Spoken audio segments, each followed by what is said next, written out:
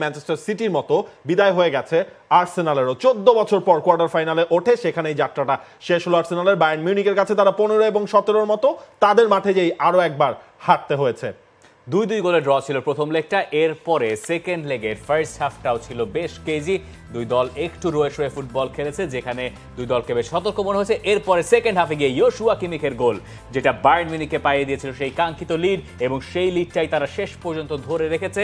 যাদের এবার আর বুন্দেসলিগা যেটা হচ্ছে না, যারা আর কোনো টুর্নামেন্টে টিকে নাই, সেই বায়ার্ন মিউনিখ চলে গেছে চ্যাম্পিয়ন্স লিগের সেমিফাইনালে।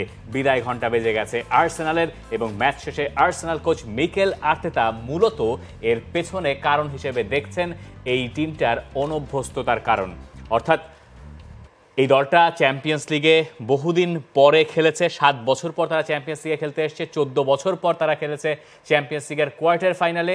এই সব কিছু মিলিয়ে এরকম একটা স্টেজে গিয়ে দলটা শেষ পর্যন্ত ওই ম্যাচুরিটির পরিচয় দিতে পারে নাই। দেখেন, লাস্ট দুটা ম্যাচ আপনি যদি খেয়াল করেন, সেটা হচ্ছে প্রিমিয়ার লিগ এবং চ্যাম্পিয়ন্স লিগ। এই দুটা ম্যাচের মধ্যে কিন্তু আর্সেনাল হেরে গেছে, যেটা এই বছরের মধ্যে এর আগে কখনো হয়নি। আর্সেনাল তারা ম্যাচ হারছে। এই ম্যাচটাও আপনি যদি দেখেন, আর্সেনাল শুরুটা কিন্তু হচ্ছে গিয়ে ফাইন, বায়ার্ন মিউনিখের মাঠে তাদের চ্যালেঞ্জের মুখে পড়তে হবে, এটা খুব স্বাভাবিক ছিল।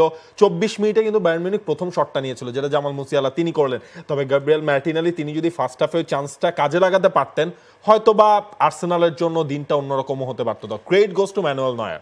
আরও একটা ম্যাচ ক্লিন শিট রাখলেন, রেকর্ড 50টা ক্লিন শিট এখন চ্যাম্পিয়ন্স লিগে ম্যানুয়েল নয়ারের। একই সঙ্গে ক্রেডিটটা আরেকটু দেওয়া যায় আমার মনে হয় মাজরাউই এবং গেরেরোকে।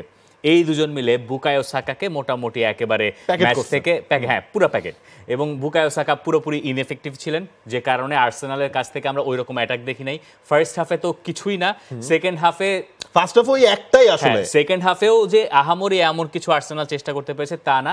এই টাইটা শুরুর আগে আর্সেনাল ছিল ফেভারিট, কিন্তু যখন একবার বায়ার্ন মিউনিখ 2-2 গোলে ড্র করে আসলো, তখন আমরা সবাই কম বেশি জানি যে জার্মান ক্লাব বায়ার্ন মিউনিখ তারা আসলে মোটামুটি তাদের কাজটা চালিয়ে নিতে পারবে, যেহেতু তাদের ঘরের মাঠে খেলা। এবং বায়ার্ন মিউনিখের কাছ থেকে আমরা সেই রকম প্রত্যাশিত পারফরমেন্সই দেখেছি। আর আর্সেনালের জন্য সময়টা আসলে বেজায় কঠিন। এবং এই জায়গাটায় আপনার বায়ার্ন মিউনিখের আরো দুইজনের কথা যদি না বলেন না, সেটা হচ্ছে তারা যেভাবে দুই সেন্টার ব্যাক, এরিক ডায়ার এবং ডিলিক্ট, তারাও বেশ সলিড ছিল। এরিক ডায়ারকে আনা হয়েছে যে সেটআপটা দেওয়ার জন্য, যে উপামেকানো খেলতে পারছে না, যেহেতু ওই জায়গায় ডিফেন্সে তাদের ভালো কেউ নাই, মনে হয় থার্ড বা ফোর্থ চয়েস হতে পারেন, এবং তিনি ওই জায়গায় খেলে সলিড একটা ক্লিন শিট রেখে দিলেন।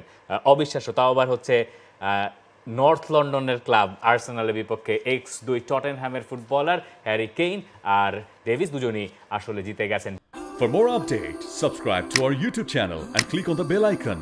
Follow us on Facebook and Instagram. Download T-Sports app to enjoy exciting games and highlights. Visit tsports.com.